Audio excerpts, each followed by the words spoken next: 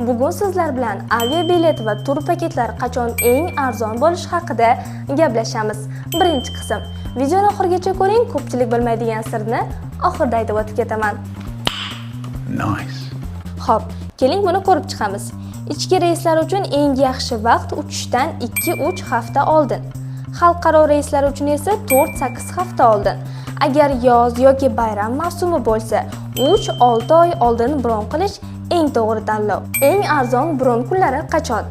Bular seshanba va chorshanba kunlari. Chunki aviakompaniyalar tariflarni hafta o'rtasida yangilashadi.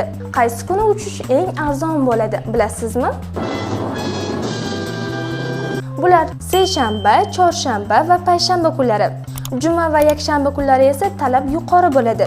Shunga yarasha narx ham. Eng muhim sir esa narx faqat sanaga bog'liq emas. Eng arzon narx bu haftaning o'rtasi, pik mavsumdan tashqari bo'lgan vaqtda bronlash yoki bronlashni oldinroqqa surish hisoblanadi.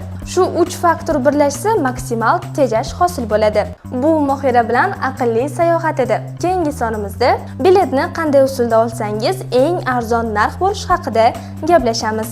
Videoni saqlab qo'ying va sayohat rejalashtirayotgan do'stingizga yuborib qo'yishni unutmang.